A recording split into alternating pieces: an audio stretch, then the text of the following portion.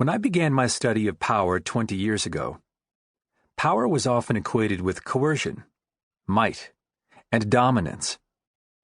The rise and fall of nations was explained in terms of military innovation, conquest, and overreach and the effects of martial activities upon a country's economic strength. Class relations were described in terms of the oppressor and the oppressed, and in terms of how economic domination determines the contents of consciousness. Gender relations were seen through the lens of subjugation. This view of power as coercion finds its clearest expression in Niccolò Machiavelli's The Prince, which is read by hundreds of thousands of students in history courses every year and is taught in schools of government, business, and public policy around the world. Machiavelli wrote during a time of extreme violence. Murder was about 100 times more common than it is today. Rape was acceptable. Torture was a public spectacle, often accompanied by song and poetry. Abuses of power could largely go unchecked. Few people could read. There was no journalism to hold the powerful accountable. There was no organized militia to institutionalize martial force.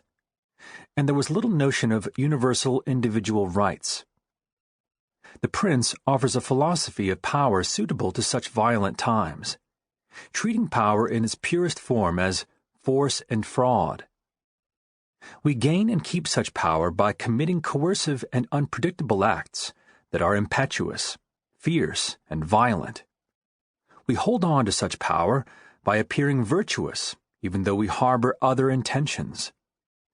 This kind of power quiets or kills rivals and critics, inspires allegiances, and mutes the masses.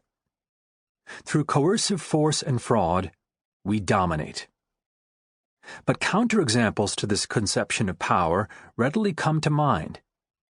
Many of the most significant changes in our history, the adoption of women's suffrage, civil rights legislation, the free speech movement and its influence upon the protests against the Vietnam War, the overthrow of apartheid, the rise of gay rights, were brought about by people who lacked economic, political, and military might. They changed the world without coercive force. One recent study examined 323 opposition movements from 1900 to 2006 in places ranging from East Timor to countries of the former Soviet bloc. Some of these movements used the tactics of coercive force, bombs, assassinations, beheadings, torture, and civilian killings. Others relied on non-violent tactics, marches, vigils, petitions, and boycotts.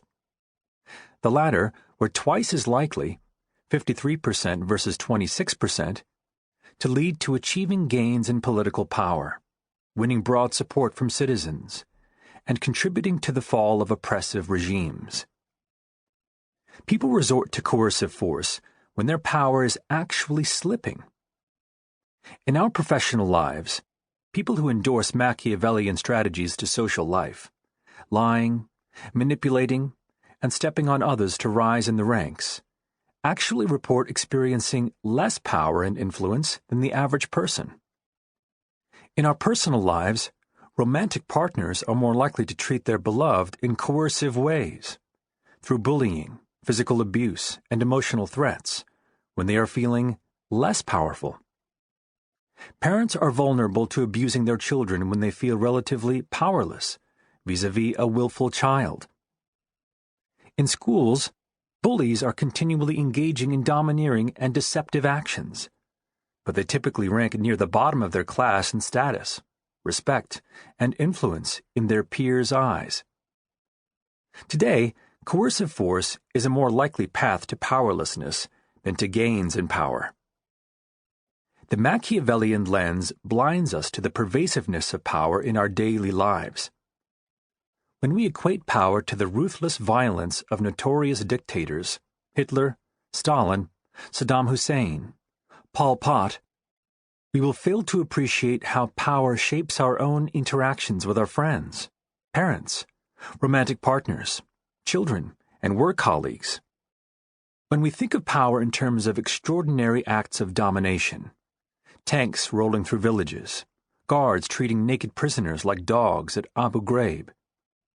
We will fail to understand how power shapes more ordinary acts of creativity, reasoning, ethical judgment, affection, and emotion. Conceptualizing power as coercion impedes our attempt to grapple with the power paradox because it distorts our very understanding of what power is. To keep listening to this audiobook, I've left you a link in the description so you can do it, at no cost thanks to Audible's 30-day free trial.